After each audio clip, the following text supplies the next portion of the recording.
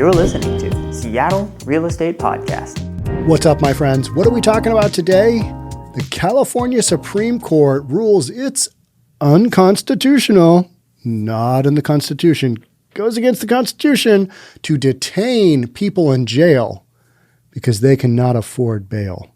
I talk a lot about our society being reduced to the lowest common denominator, which is people with no money at all. That's what we're talking about. If you have no money at all, now it's considered unconstitutional in California to keep people in jail just because they don't have the money. My thought and the way I was raised is that if you can't do the time, don't do the crime. Absolutely cliche. Yes, I understand. And people are going to say, yeah, but it impacts certain people, certain groups. Right? They've got the option to do the crime or not do the crime, correct? Yeah, everybody makes a choice to, am I going to break the law or am I not going to break the law? Simple as that to me. But California, in its genius, okay, yeah, not everybody has a little bit of money. So even if they do, do some criming and they get caught, I guess we got to give them a break. That's what we're going to talk about today. So if you're new here, thanks for being here. My name is Sean Reynolds. I'm a real estate guy. I own a couple of real estate companies. I'm not going to talk about that because it's boring. But I read the news, which you find much more interesting. That's what we're going to do. News for reasonable people. Reasonable people. We need news, and you can't get a lot of news from your major media sources. How come? Because they all have a narrative that goes down one road, and there happens to be a reasonable viewpoint over there. That's the one I read, over there. A lot of people are not liking what I'm doing, and by a lot of people, I mean media in general, and so my stuff gets not pushed out, and my YouTube subscribers, they get unsubscribed. I get comments about that all the time. Hey, you haven't put any? Yeah, I have put out content. You're not getting it because YouTube's unsubscribing you or other mechanisms. You're just not seeing my stuff. I get that. I understand that.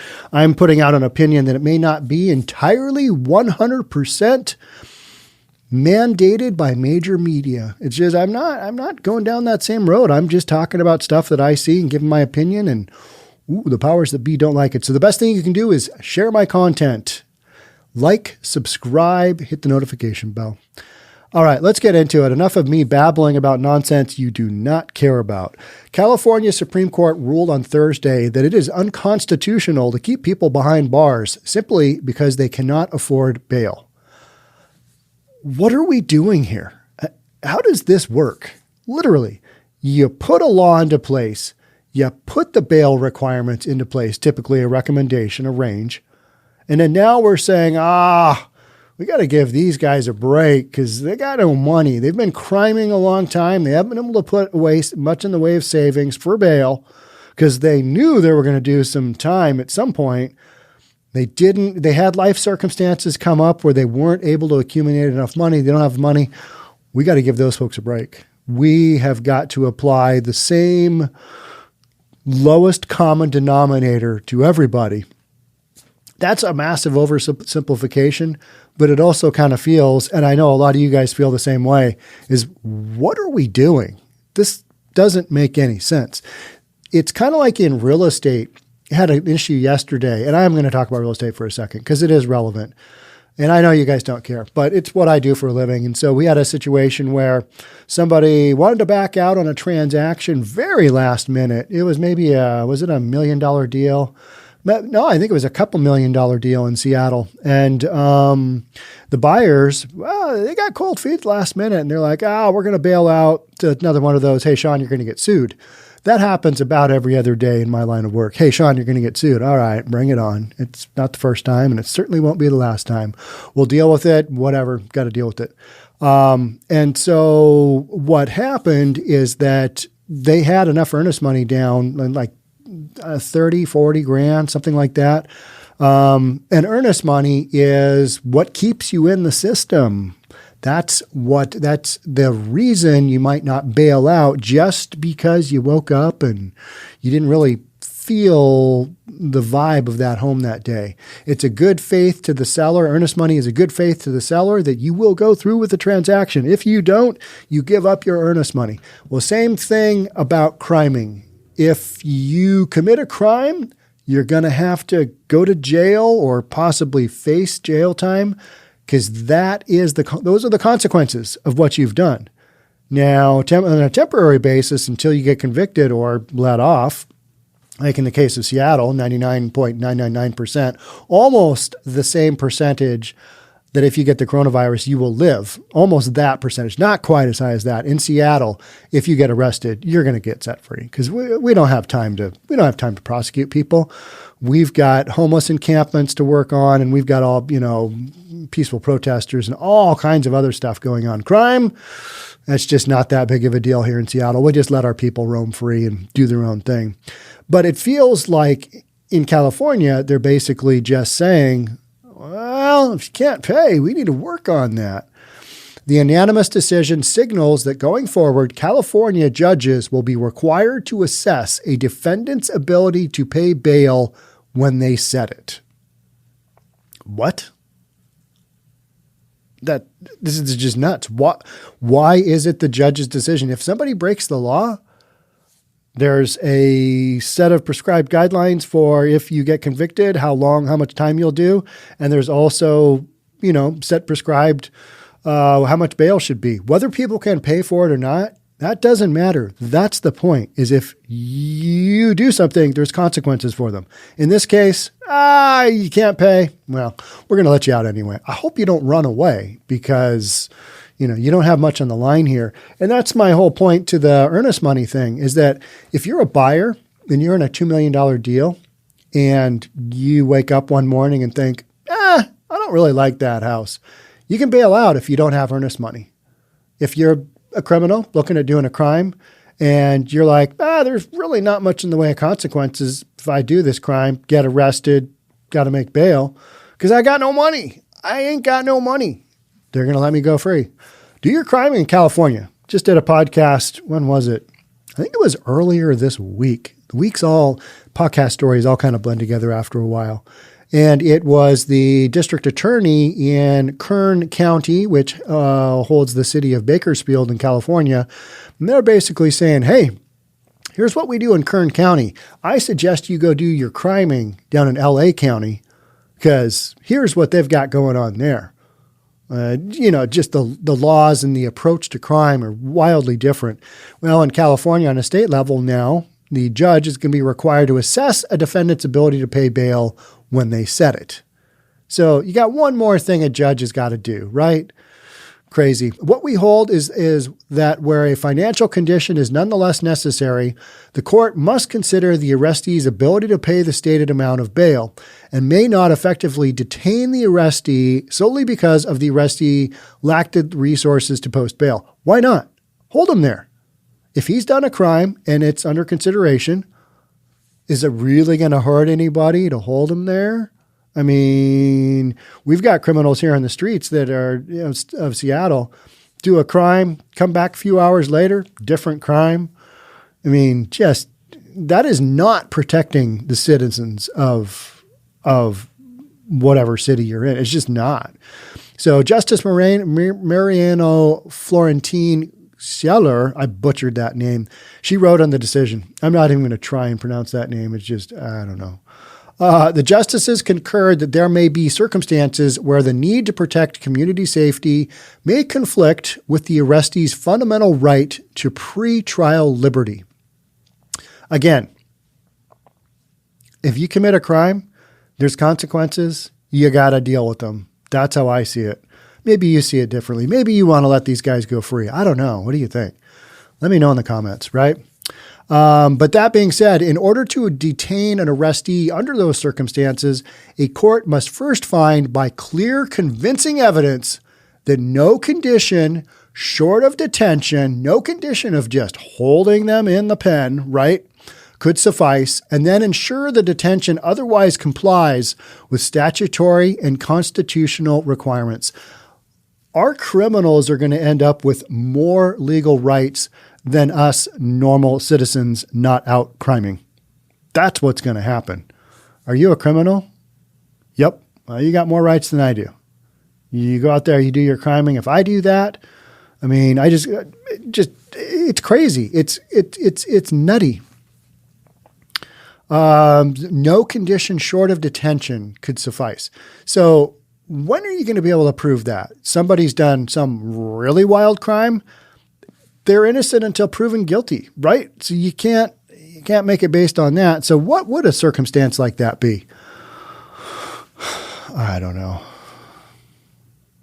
The decision came out of a case brought forth by Kenneth Humphrey, a San Francisco man accused, and I love how these cases always come out of just one really random, ridiculous case, right? And everybody goes, but look at that guy. Look, that guy has been wronged. Yeah, but the other 99 weren't. And there was basically the same deal. And now we're rewriting law based on that. Doesn't seem right. That's what the stuff we talk about here in the Seattle Real Estate Podcast, right? The decision came out of a case brought forth by Kenneth Humphrey, a San Francisco man accused of robbing a man for $7 and a bottle of cologne.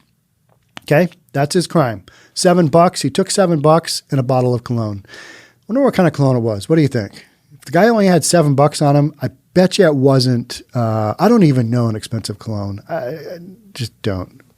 In 2017, Humphrey was charged with first-degree residential robbery and burglary against an elderly victim, inflicting injury on an elderly adult, and misdemeanor theft. So he beat the guy up and took his stuff, right? That's what he did. A judge initially set Humphrey's bail at $600,000 before reducing it to $350,000. And so with the bail bond system, you'd have to come up with like $35,000, right? 10%? All right. So the guy beat up an old person and robbed him for $7 and some cologne. I don't necessarily want that guy on the streets. Do you? Let's make him really work for his freedom. That's my thought. I apparently am in the vast small minority. I don't know. It's unclear how the state will maintain a standard threshold for the need to protect community safety, Santa Clara University law professor David Ball told the East Bay Times. That's my thought is, how are you what's the judgment system here? And it's California, so we're probably not even going to really abide by anything here, right? According to the American Bar Association, around 500,000 people are currently in jail because of their inability to pay bail while they wait for their cases to be heard. How about, let's read it this way.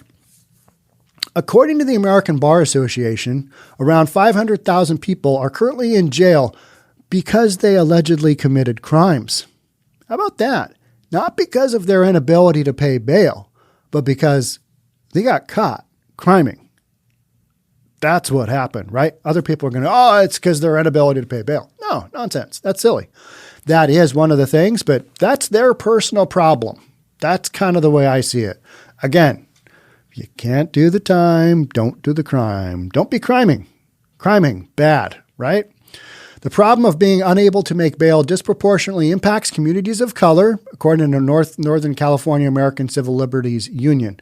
The ACLU also found that Black and Latino people are far more likely than whites to be denied bail and held in pretrial detention. Okay? And one of the most well-known examples, here's one of those examples I'm talking about, just that one case that went wildly sideways, and then we always point to that. What about them over there? Yeah, well, how about the other 99 cases that happened, just textbook, and that's what the law is set up for. This other one, that's kind of a one-off. That's a statistical aberration. You don't recreate the whole system based on a one-off, right? Well, this one-off is 16-year-old Khalif Browder was sent to New York City's Rikers Island after he was accused of stealing a backpack. A judge denied Browder the right to bail, and the teen spent 3 years, 2 of which were in solitary confinement at the jail. He died by suicide at 22. What is the rest of the story there? Why was he in solitary confinement? You typically don't go to solitary unless you do something to your fellow inmates, right? What's the rest of that story? I don't know, but guaranteed, if you take a hard look at that, there's some other stuff going on, and it's terrible that kid died by suicide at 22. I mean, you get a kid at age 22, I mean, It's like, you talk about the mother birds getting their little birds out of the nest and just say, fly, birdie, fly. When you're a parent and you get a kid to 22, they're almost there. They can almost make the decisions that will lead them into a fruitful life as an adult. At age 22, I think was I married or maybe engaged, had a business and was going to have a kid and, a lot of heavy stuff, but that's kind of how things were 150 years ago, right? When I was 22. Now, when you're 22, you're basically still living at home and you might have a part-time job. I don't know. Maybe you're through with school. You're trying to finish out school, but just the way things have gone with society and technology, kids aren't growing up quite as quick, I don't think. Was I kind of one of those kids who got after it and got going? Yeah, but I wasn't the total exception. I mean, I was an exception, but, just the road I chose to go down. And now at age 52, I've got 2 adult children who I don't have to babysit anymore, and I'm very thankful for that. The Prison Police Policy Initiative, a nonprofit that works on prison reform, found that black defendants are at least 10 to 25% more likely than white defendants to be denied bail or detained pre-trial. All right, but a lot of that has to do with the crimes being committed, right? I mean, let's just be brutally honest.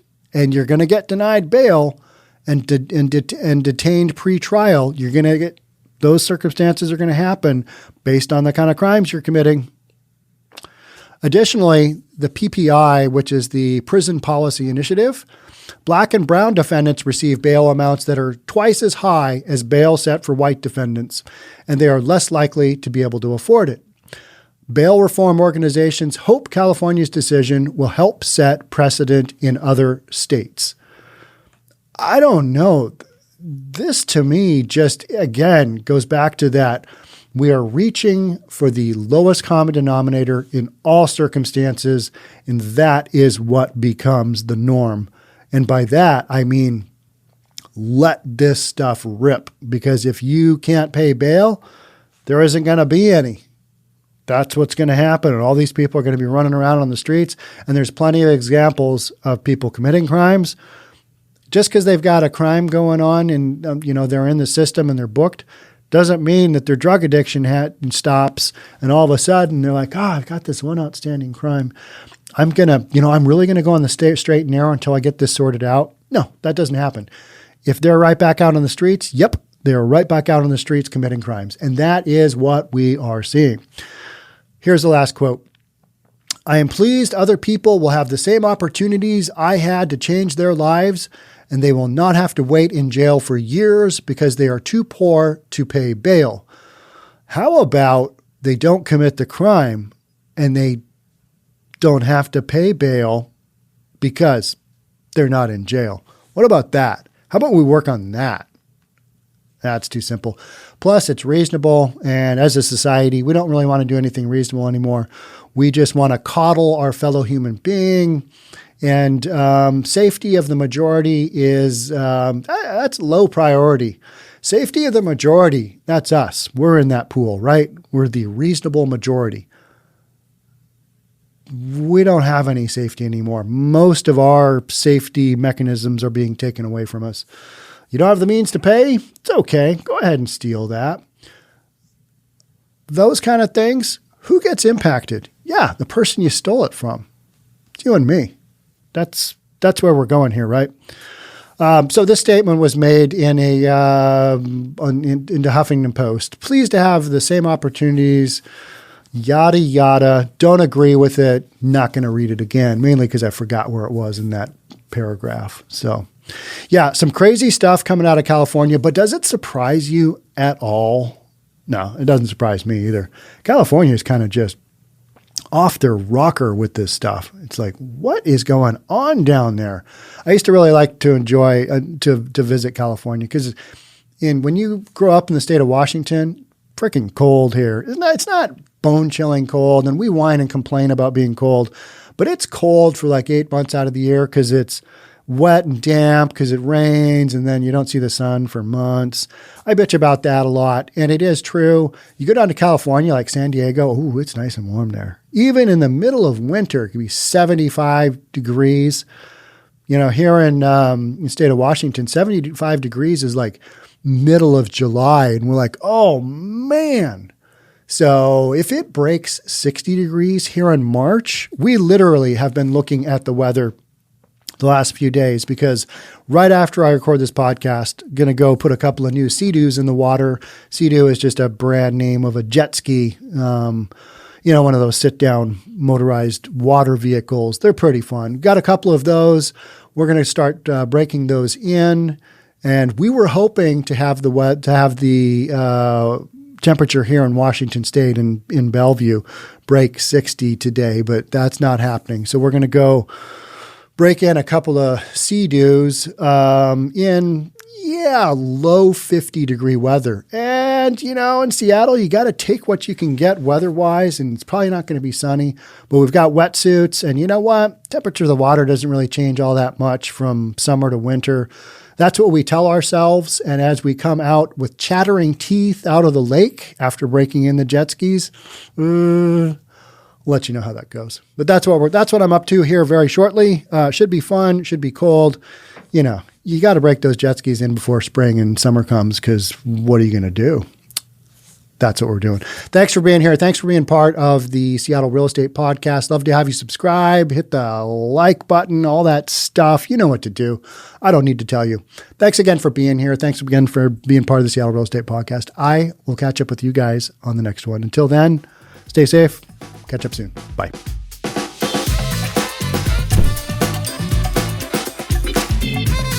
Don't forget to subscribe to our channel and hit the notification bell so you'll know when our next video is out.